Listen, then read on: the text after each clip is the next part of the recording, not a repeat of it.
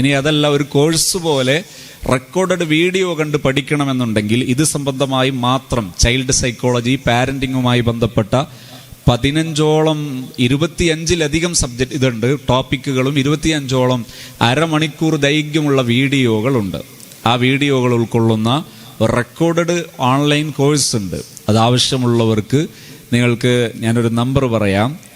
ആ നമ്പറിൽ ആവശ്യമുള്ളവർക്ക് നിങ്ങൾക്കത് കോൺടാക്റ്റ് ചെയ്യുകയും അതിൽ ഉപയോഗപ്പെടുത്തുകയും ചെയ്യാം. ഉപകാരപ്രദമാണെന്ന് തോന്നുന്നുണ്ടെങ്കിൽ നിങ്ങൾക്കത് ഉപയോഗപ്പെടുത്താം. 99 46 71 44 08 ഈ നമ്പർ. സ്നേഹം എന്താണ്? സ്നേഹമെന്ന് പറയുന്നത് ഈ ഒരു മനുഷ്യന്റെ ജന്മം മുതൽ മരണം വരെയുള്ള അനിവാര്യതയാണ് സ്നേഹം. സ്നേഹം ഒരിടത്തും മറച്ചു വെക്കേണ്ടി വരില്ല. സ്നേഹം ഒരാളുടെയും ഒരു പുരോഗതിയും തടയില്ല. സ്നേഹം ഒരാളുടെയും അപകടകരമായ ഒരു വിഷയവും ചെയ്യാൻ പ്രേരിപ്പിക്കുകയില്ല. ഒരു പെൺകുട്ടിക്ക് ഒരു ആൺകുട്ടിയോട് സ്നേഹമുണ്ടെങ്കിൽ അവന്റെ ദുനിയാവ് വഷളാകുന്നത് ഈ പെൺകുട്ടി ചെയ്യില്ല. ഒരാൺകുട്ടിക്ക് പെൺകുട്ടിയോട് സ്നേഹമാണെങ്കിൽ ആ പെൺകുട്ടിയുടെ മാതാപിതാക്കൾ ആ പെൺകുട്ടിയെ വെറുക്കുന്ന വിധത്തിലുള്ള അങ്ങനെ ഒരു അറ്റാച്ച്മെന്റ്, താല്ലുക്ക്, ബന്ധം ഈ ആൺകുട്ടി ആ പെൺകുട്ടിയോട് സ്ഥാപിക്കുകയില്ല. അവളുടെ മാതാപിതാക്കളിൽ നിന്ന് അവൾ പ്രയാസപ്പെടുന്ന രീതിയിൽ, ആ ആൺകുട്ടിയുടെ മാതാപിതാക്കളിൽ നിന്ന് ആ ആൺകുട്ടി ഒറ്റപ്പെട്ടു പോകുന്ന രീതിയിൽ ഒരിക്കലും ഒത്തുപോകാൻ കഴിയാത്തൊരു ബന്ധം ഒരു പെൺകുട്ടി ആൺകുട്ടിയോട് സ്ഥാപിക്കുന്നുണ്ടെങ്കിൽ അവൾ അവനെ സ്നേഹിക്കുകയല്ല, അത് അവളുടെ സ്വാർത്ഥതയാണ്. ആ സ്വാർത്ഥതയുടെ മോട്ടീവ് അവളുടെ ഉള്ളിൽ അവർ ഹൈഡ് ചെയ്ത് വെച്ച, മറച്ചു വെച്ച, സിത്ര ചെയ്ത് വെച്ച സെക്സാണ്. എന്താണ് പരിഹാരമെന്ന് ഞാൻ മേൽ പറഞ്ഞു. എന്താണെന്ന് പരിഹാരമാണെന്ന് ഞാൻ തൊട്ടു മുമ്പ് പറഞ്ഞു. ഇസ്ലാമിന്റെ ദീനിനെ അംഗീകരിക്കുക, റൂൾ അംഗീകരിക്കുക, ഓബേ റൂൾ അംഗീകരിക്കുക, നിയമം അംഗീകരിക്കുക, നിയമത്തെ അനുസരിക്കുക, ഒളിച്ചുകളികൾ ഉപേക്ഷിക്കുക, സ്നേഹിക്കുക. ഒരു മനുഷ്യൻ സ്നേഹിക്കുന്നുണ്ടെങ്കിൽ അവിടെ ഇന്ന് പരസ്യമായി വിളിക്കപ്പെടുന്ന പ്രണയം അസാധ്യമാണ്. പ്രത്യേകിച്ച് പ്രണയത്തിന്റെ പേരിലുള്ള ലവ് മാരേജ് ഉണ്ടാവുകയില്ല. അവിടെ ഒരു ചോദ്യമുണ്ട്. ചിലരൊക്കെ പറയും, സാധേ ഈ അറേഞ്ച്ഡ് മാരേജ് ആകുന്ന സമയത്ത് പലപ്പോഴും അവരെ നമുക്ക് അറിയില്ലല്ലോ, അറിഞ്ഞിട്ട് മാരേജ് അല്ലേ നല്ലത്. അതൊരിക്കലും ഇസ്ലാം എതിരല്ല. അറിയുന്നതിന് എവിടെയാ കുഴപ്പം? അവിടെ ഇസ്ലാം ഒരാശയം പറയുന്നുണ്ട്, അതൊരു സത്യമാണ്. അതെന്താ അറിയോ? ഒരു 18, 25 വയസ്സായ ഒരു പുരുഷൻ അല്ലെങ്കിൽ ഒരു സ്ത്രീ, ആ സമയമെല്ലാം സ്പേം, എഗ് കത്തി നിൽക്കുന്ന ഒരു പ്രായമാണ്. ആ പ്രായത്തിൽ തനിക്ക് ഇണയാകാൻ ഒരാളെക്കുറിച്ച് വിവേകപൂർവം തീരുമാനമെടുക്കുന്നതിന് പകരം വികാരപൂർണമായി തീരുമാനമെടുക്കാനുള്ള സാധ്യത വളരെ കൂടുതലാണ്. അവരുടെ യോഗ്യതകളും ക്വാളിഫിക്കേഷനും അവരുടെ കുടുംബ സാഹചര്യങ്ങളും മനസ്സിലാക്കുന്നതിൽ നിന്ന് അവരെ ഈ വികാരം തടഞ്ഞേക്കാം. എന്നാൽ അവരുടെ മാതാവിനും പിതാവിനും ഈ വികാരം ഉണ്ടാകൂല. മാതാവിനും പിതാവിനും എന്താ ഉണ്ടാകുക? എൻ്റെ കുട്ടി ഇവിടെ മാത്രം ജീവിച്ചാൽ പോരാ, മരണം വരെ സ്വസ്ഥമായി എൻ്റെ കുട്ടി ജീവിക്കണം. അങ്ങനെ എൻ്റെ കുട്ടിക്ക് പറ്റിയ ഇണയാണോ എന്ന് മനസ്സിലാക്കാൻ ആ കുട്ടിയുടെ ഫാമിലിയെ മനസ്സിലാക്കണം എന്ന് ആര് ചിന്തിക്കും? പാരന്റ് ചിന്തിക്കും. അതേ സമയത്ത് ഈ സ്പേം കത്തി നിൽക്കുന്ന സമയത്ത് പുരുഷന് സ്ത്രീ ആയാൽ മതി. അവൻ എപ്പോഴാ ഇത് ഉണരുക? ജീവിച്ചു തുടങ്ങുമ്പോൾ. അപ്പോഴാണ് അവന് മനസ്സിലാകുന്നത് ഇവളും ഞാനും ഒക്കുന്നില്ല, കാരണം ഫാമിലി മാച്ച് അല്ല. അവിടെ വിവാഹത്തെക്കുറിച്ച് നമ്മൾ മനസ്സിലാക്കണം. വിവാഹം, മാരേജ് ലൈഫ് എന്ന് പറയുന്നത് 1-to-1 ട്രാൻസാക്ഷൻ അല്ല. ഒരു വ്യക്തിയും തമ്മിലുള്ള ബന്ധം മാത്രം അല്ല. ഫാമിലിയും തമ്മിലുള്ള ബന്ധമാണ് വിവാഹം. കാരണം വിവാഹത്തിന്റെ ആ ചടങ്ങ് പോലും 2 വ്യക്തി മാത്രമാണോ? അല്ല. വിവാഹത്തിന്റെ ചടങ്ങ് ഫാമിലിയുമാണ്. അതിനുശേഷം ഒരു ഗർഭിണിയായാൽ ആശുപത്രിയിൽ പോകാൻ ഇവർ 2 മാത്രമാണോ? അത് കഴിഞ്ഞിട്ടൊരു കുട്ടിയായി ഒരു അക്കീക്കത്തിറക്കാൻ ഇവർ 2 മാത്രമാണോ? അത് കഴിഞ്ഞൊരു വീടായി ഇവർ 2 മാത്രമാണോ? ഇത് കഴിഞ്ഞ് വേറൊരു കല്യാണമോ മറ്റു ചടങ്ങുകളോ ഉണ്ടായി ഇവർ 2 മാത്രമാണോ? എല്ലായിടത്തും ഫാമിലി ടു ഫാമിലി റിലേഷനാണ്. കുടുംബവും തമ്മിലുള്ള ബന്ധമാണ്.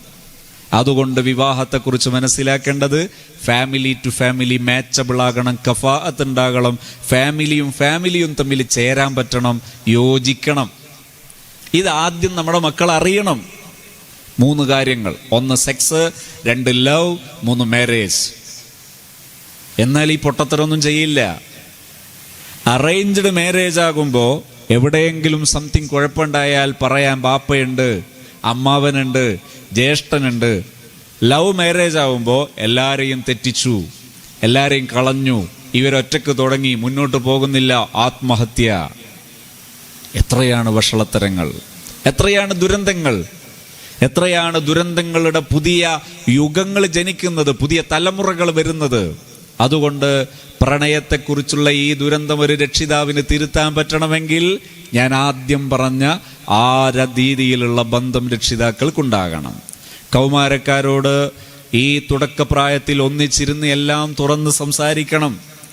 അവരുടെ സമപ്രായക്കാരായ അല്ലെങ്കിൽ അവരുടെ സമകാലികരായ എതിർലിംഗത്തിൽപ്പെട്ട ഒരു പെണ്ണിനോട്, ഒരാണിനോട് തൻ്റെ മക്കൾക്ക്, ആൺകുട്ടിക്ക്, പെൺകുട്ടിക്ക് താല്പര്യമുണ്ടാകുമ്പോൾ അതേക്കുറിച്ച് തുറന്നൊരു രക്ഷിതാവിനോട് പറയാൻ പറ്റണം. പറയുമ്പോഴേക്ക് ബഹളം വേണ്ട, പറയുമ്പോഴേക്ക് എന്തെങ്കിലും തോന്നിയതെടുത്ത് പറയണ്ട.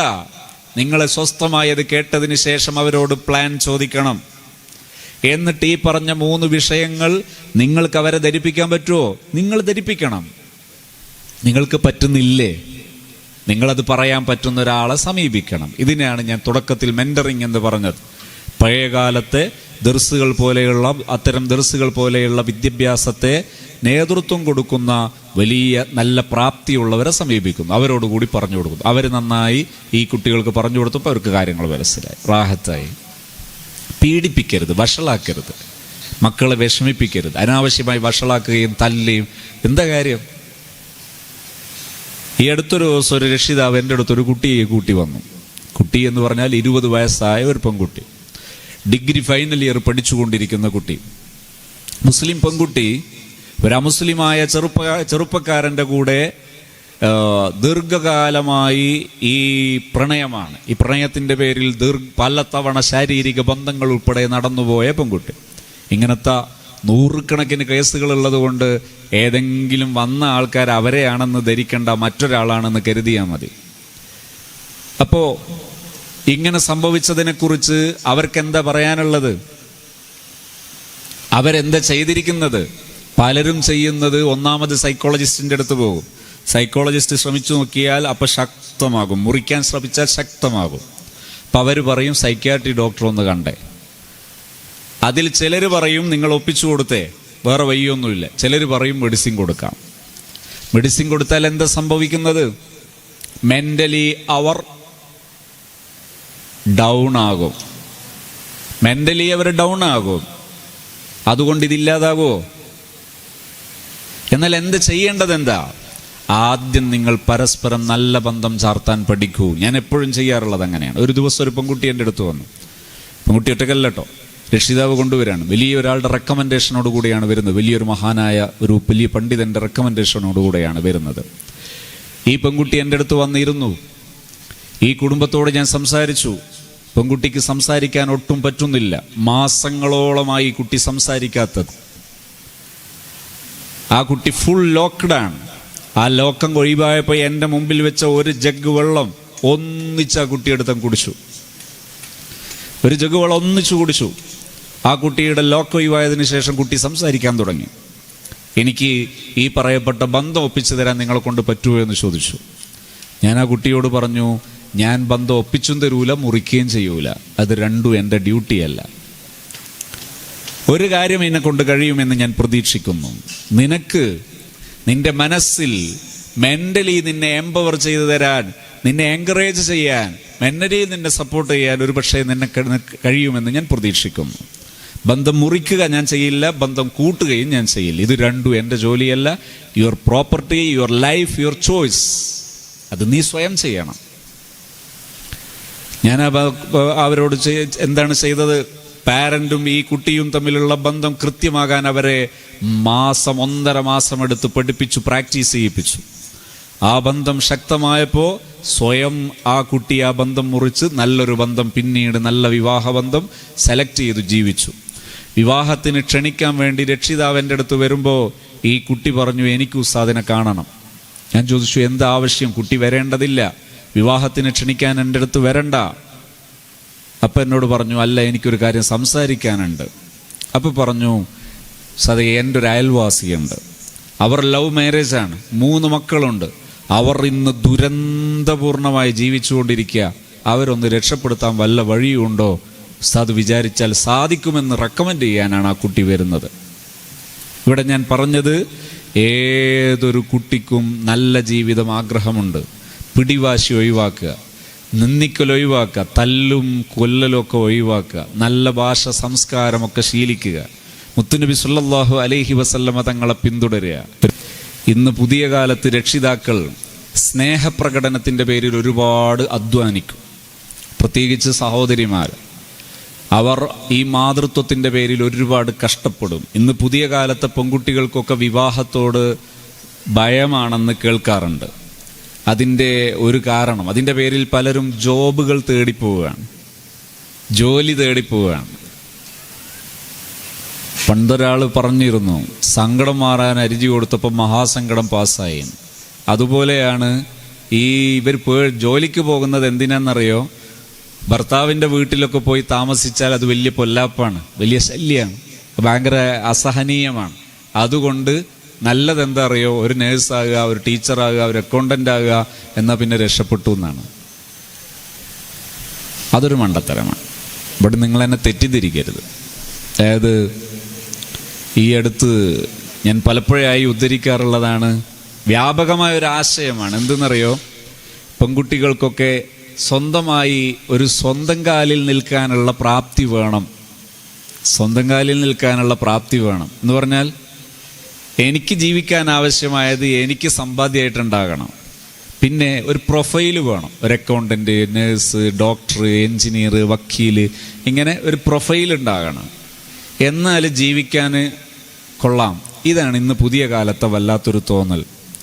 ഇവിടെ സ്വന്തമായി സമ്പാദ്യമുണ്ടാകുന്നതിന് ഇസ്ലാം ഒരിക്കലും എതിരല്ല.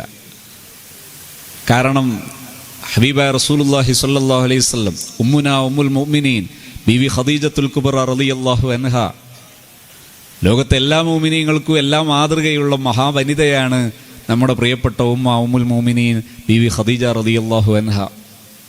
വല്ലാത്തൊരു മഹദിയാണ്. ആ മഹദിയുടെ ബർക്കത്ത് അല്ലാഹു നമ്മുടെ കുടുംബജീവിതത്തിലൊക്കെ നൽകി അനുഗ്രഹിക്കുമാറാകട്ടെ. ഖദീജ റളിയല്ലാഹു അൻഹ സമ്പന്നയാണ്, നല്ല സമ്പന്നയാണ്. പക്ഷേ നബി സല്ലല്ലാഹു അലൈഹി വസല്ലം തങ്ങളെ കൂടെ ജീവിച്ചിട്ട് എപ്പോഴെങ്കിലും തർക്കിച്ചിട്ടുണ്ടോ? എപ്പോഴെങ്കിലും ജീവിതത്തിന് കുഴപ്പമുണ്ടോ?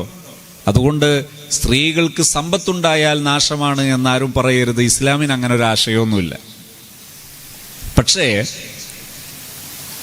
ഒരു സ്ത്രീക്ക് വിവാഹ ജീവിതത്തിനുണ്ടാകേണ്ടത് സമ്പത്താണ് എന്ന് തോന്നുന്നുണ്ടെങ്കിൽ അത് പൊട്ടത്തരമാണ്.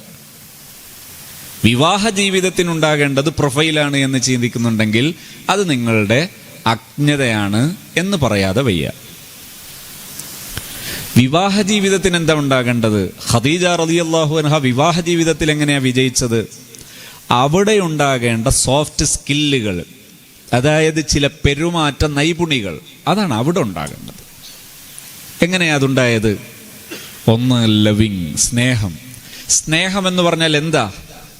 Love is A one way process. സ്നേഹം എന്ന് പറയുന്നത് ഒരു ഏകപക്ഷീയ പെരുമാറ്റമാണ്. അല്ലാതെ ഒരു പാലിട്ടാൽ അങ്ങോട്ടും ഇങ്ങോട്ടും വേണമെന്ന് പറയുന്നത് ശരിയായ സ്നേഹമല്ല. ശരിക്കും സ്നേഹം എന്ന് പറയുന്നത് എന്താ? സ്നേഹം എന്ന് പറയുന്നത്, ഞാൻ എൻ്റെ ഭാര്യയെ, എൻ്റെ മക്കളെ, ഞാൻ എൻ്റെ ഈ പ്രിയപ്പെട്ട സദസ്യരെ സ്നേഹിക്കുന്നു, നിങ്ങൾ ഇങ്ങോട്ട് സ്നേഹിക്കണമെന്ന കണ്ടീഷൻ എനിക്കില്ല. നിങ്ങൾ എന്നെ സ്നേഹിക്കുന്നു, അത് നിങ്ങളുടെ അമലാണ്. എൻ്റെ ഭാര്യ എന്നെ സ്നേഹിക്കുന്നു, അത് അവളുടെ അമലാണ്. എൻ്റെ ശിഷ്യർ എന്നെ സ്നേഹിക്കുന്നു, അത് അവരുടെ അമലാണ്. അതെൻ്റെ ഡിമാൻഡല്ല. ഞാൻ സ്നേഹിക്കുന്നത് ലില്ലാഹി, എനിക്ക് പ്രതിഫലം കിട്ടാൻ, എൻ്റെ ആത്മസുഖത്തിന് എന്നർത്ഥം. ഞാൻ സ്നേഹിക്കുന്നത് എന്തിനാ? ലാ നുരീദു മിൻകും ജസാഅൻ വലാ ശുക്കൂറ. അവിടെ എനിക്ക് താങ്ക്സ് ഒന്നും ആവശ്യമില്ല, ആരുടെ ശുക്രും എനിക്ക് ആവശ്യമില്ല. ഞാൻ ഈ സ്നേഹം കാണിക്കുന്നത് അള്ളാഹുവിൻ്റെ അടുക്കൽ എനിക്ക് പ്രതിഫലം കിട്ടാൻ, അള്ളാഹുവിൻ്റെ അടുക്കൽ ഞാൻ നല്ലവനാകാൻ. ഇതിനാ ഞാൻ ചെയ്യുന്നത്. അവിടെ എന്തില്ല, ആരുടെ ശുക്റും എനിക്ക് ആവശ്യമില്ല. ഇതാണ് സ്നേഹം. അങ്ങനെ സ്നേഹിച്ചാൽ തിരിച്ചു കിട്ടും, ഉറപ്പാ. അങ്ങനെ സ്നേഹിച്ചാൽ തിരിച്ചു കിട്ടും. തിരിച്ചു കിട്ടാൻ വേണ്ടി സ്നേഹിക്കുന്നത് അതിൻ്റെ ലവിൻ്റെ നമ്പർ 1 കണ്ടീഷൻ അല്ല, സെക്കൻഡറി ആണ്. ഇതാണ് സെക്കൻഡ് സ്റ്റാൻഡാണ്. അതൊരിക്കലും ഒറിജിനൽ അല്ല. ഇവിടെ തുടങ്ങണം. ഇനി ഞാൻ പറയുന്നത് എന്താ, ഈ സ്നേഹം എന്ന് പറയുമ്പോൾ ഇതുപോലെ ഒരു സ്ഥാപനത്തിലെ ഒരു സ്കൂളിൻ്റെ ഒരു പാരന്റിങ് നടക്കുകയായിരുന്നു കണ്ണൂർ ജില്ലയിൽ.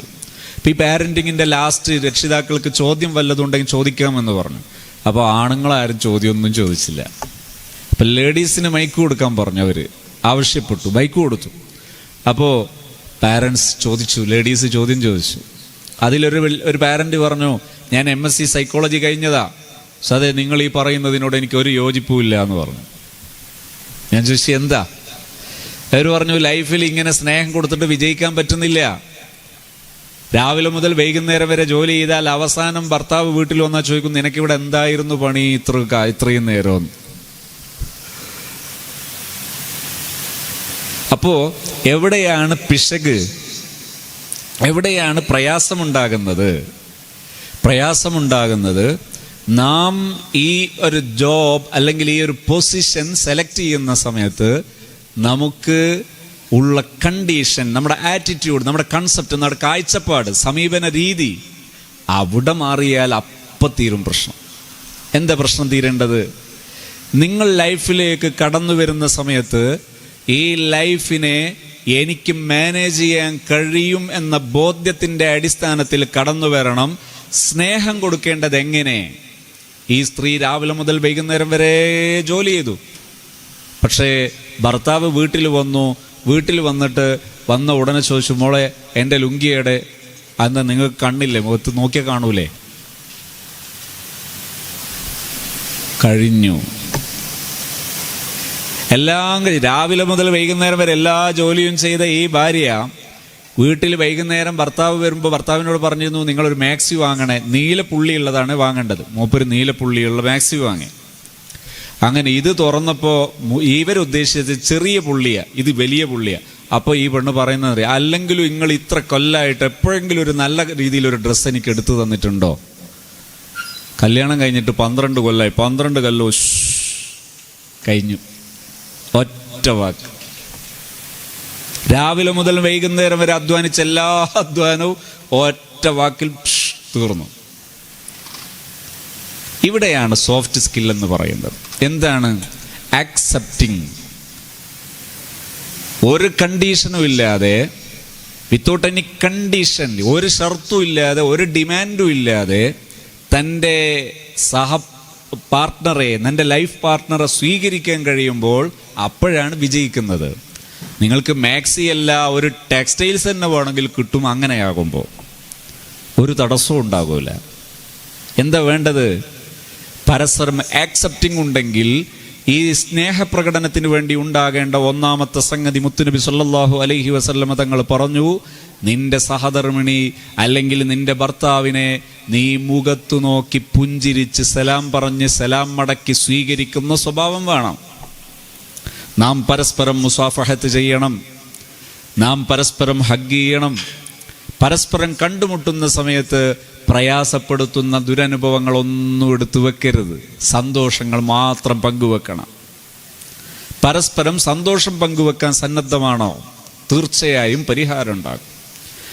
ഈ കേരളത്തിൻ്റെ ഈ ഭാഗത്ത് ഒരു വലിയ സ്കൂളിലെ ഒരു അധ്യാപകൻ, അദ്ദേഹം ഒരു ട്രെയിനിങ് പ്രോഗ്രാമിനിടയിൽ എന്നോട് പറഞ്ഞു, ഞാൻ ഈ ട്രെയിനിങ് പ്രോഗ്രാം അറ്റൻഡ് ചെയ്തതിന് ശേഷം എനിക്ക് ഒരുപാട് മാറ്റങ്ങൾ ഉണ്ടായിട്ടുണ്ട്. വിദ്യാർത്ഥികളിലെ ബാക്ക്വേർഡ്നെസ് ഒക്കെ എനിക്ക് പരിഹരിക്കാൻ കഴിഞ്ഞിട്ടുണ്ട്. പക്ഷെ ഒരു കുട്ടിയുടെ ബാക്ക്വേർഡ്നെസ് എനിക്ക് എത്രയായിട്ടും തീർക്കാൻ കഴിയുന്നില്ല. ഞാൻ ചോദിച്ചു, നിങ്ങൾ കേസ് സ്റ്റഡീസ് തയ്യാറാക്കിയോ? അതെ. അതൊന്ന് എടുക്കാൻ പറഞ്ഞു. ഞാൻ ചോദിച്ചു, കുട്ടിയുടെ ഫാമിലി സ്റ്റാറ്റസ് ഒന്ന് പറയാമോ? അതൊരാഴ്ച കൊണ്ട് പഠിച്ചിട്ട് പറയണമെന്ന് പറഞ്ഞപ്പോൾ അദ്ദേഹം പറഞ്ഞു, എല്ലാം പഠിച്ചിട്ടുണ്ട് എന്ന് പറഞ്ഞു. ഞാൻ ചോദിച്ചു, എന്താ പറയാൻ പറഞ്ഞു? അപ്പോൾ പറഞ്ഞു, ഈ കുട്ടിയുടെ മാതാവാണ് എന്നെ സമീപിക്കുന്നത്. ഈ കുട്ടിയുടെ മാതാവും പിതാവും തമ്മിൽ സെപ്പറേറ്റഡ് ആണ്, അഥവാ പിരിഞ്ഞിരിക്കുകയാണ്. ത്വലാഖ് നടന്നിട്ടില്ല, ശാരീരികമായി പിരിഞ്ഞു കഴിയാണ്, പിണങ്ങിക്കഴിയാണ്. എത്ര മാസമായി? 3-4 മാസമായി പിണങ്ങിക്കഴിയും. ഈ 3-4 മാസമായി പിണങ്ങിക്കഴിയുന്ന ഈ പാരന്റിന്റെ ഈ പിണക്കമാണ് കുട്ടിയുടെ പഠന പിന്നോക്കം. ഞാൻ പറഞ്ഞു അത് തീർന്നാൽ ഉടനെ ഈ കുട്ടിയുടെ പഠന പ്രശ്നം തീരും. എന്ത് ചെയ്യണം? ഞാൻ പറഞ്ഞു നിങ്ങൾ ഈ കണ്ടീഷൻ നിങ്ങളെ പാരന്റിനെ പരിശീലിപ്പിക്കണം. അപ്പോൾ എങ്ങനെ പരിശീലിപ്പിക്കും? എങ്ങനെയാണ് പരിശീലിപ്പിക്കേണ്ടത്? ഞാൻ അവരോട് ചോദിച്ചു, നിങ്ങൾക്ക് ഈ പാരന്റിനോട് ഞാൻ പറയുന്ന 5 വിഷയങ്ങൾ സംസാരിക്കാൻ പറ്റുമോ? ഏതാണ് 5 വിഷയം? നമ്പർ 1, ഈ ഭർത്താവ് വരുന്ന സമയത്ത്, പിണങ്ങി നിൽക്കുന്ന ഭർത്താവ് വീട്ടിൽ വരാറുണ്ട്, പക്ഷേ പരസ്പരം മുഖം നോക്കാറില്ല, പരസ്പരം സംസാരിക്കാറില്ല, ഒന്നും ചെയ്യാറില്ല. പക്ഷെ ചിലപ്പോൾ സാധനമൊക്കെ വാങ്ങിക്കൊണ്ടുവരും. അപ്പം ഞാൻ പറഞ്ഞു, കണ്ടീഷൻ ഇല്ലാതെ ആ ഭർത്താവിന് അങ്ങോട്ട് ചെയ്യാവുന്ന സേവനങ്ങൾ, അഥവാ വന്ന ഉടനെ ഒരു വെള്ളം കൊടുക്കുന്നു, സ്നേഹത്തോടെ കുടിക്കാൻ പറയുന്നു, ഒരു ഡിമാൻഡും ഇല്ല. അപ്പോൾ ഇയാൾ എന്നോട് ചോദിച്ചു, അല്ല ഉസ്താദെ, നിങ്ങൾക്കറിയോ എന്താണ് പ്രശ്നം? എന്തേ പ്രശ്നം? 4 മാസം മുമ്പ് ഈ ഭർത്താവ് ഒരു പരസ്ത്രീയുമായുള്ള ബന്ധം പരസ്യമായി പിടിക്കപ്പെട്ടതിൻ്റെ പേരിലാണ് ഇവർ ബന്ധം പിരിഞ്ഞത്. അപ്പൊ ഇത് തീരുമോ? ഞാൻ ചോദിച്ചു, നിങ്ങൾക്ക് പ്രശ്നം തീരണോ? ആ പ്രശ്നം തീരണം എങ്കിൽ നിങ്ങൾ ഇങ്ങനെ ചെയ്യണം. അപ്പൊ എന്നോട് ചോദിച്ചു, ഈ സ്ത്രീ ഇത് അംഗീകരിക്കുമോ? ഞാൻ പറഞ്ഞു, നിങ്ങൾ ഈ സ്ത്രീയോട് പറയേണ്ടത്, നിങ്ങൾക്ക് മുമ്പിൽ 2 വഴിയുണ്ട്. ഒന്ന്, ഇപ്പോൾ 4 മാസം കൊണ്ട് ആ സ്ത്രീ മെഡിസിൻ കഴിച്ചിട്ട് മെഡിസിൻ ഇഫക്റ്റ് ചെയ്യാത്ത രോഗിയായി മാറിയിട്ടുണ്ട്. കണ്ടിന്യൂ ചെയ്യണോ? You can. നിങ്ങൾക്ക് അങ്ങനെ രോഗിയായിട്ട് മുന്നോട്ട് പോകാം. അതല്ല, രോഗമൊക്കെ മാറി സന്തോഷത്തോടെ ജീവിക്കണോ? ഇതാ അടുത്ത വഴി. എന്താ വഴി? ഞാനിപ്പോൾ പറയുന്നത്.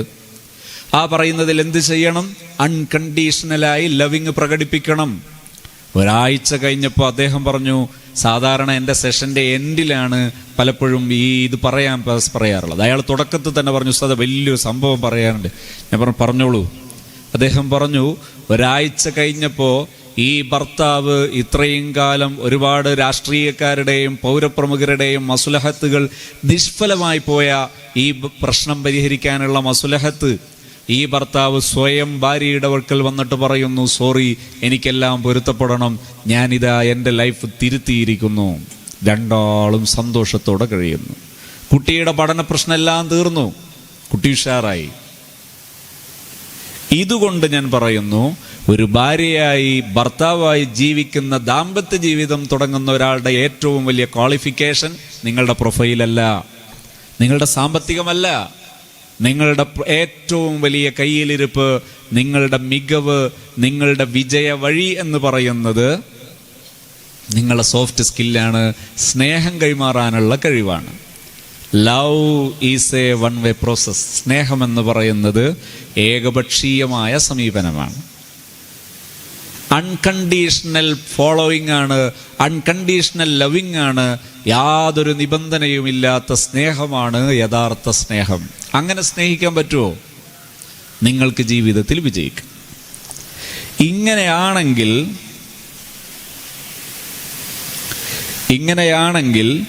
നമുക്ക് ജീവിതത്തിൽ നേട്ടങ്ങൾ വളരെ പെട്ടെന്നുണ്ടാക്കാൻ പറ്റും. വളരെ പെട്ടെന്ന് ഫാസ്റ്റായിട്ട് നമുക്ക് നേട്ടങ്ങളിലേക്ക് പോകാൻ പറ്റും, അൺകണ്ടീഷണൽ ലവിങ് ആണെങ്കിൽ.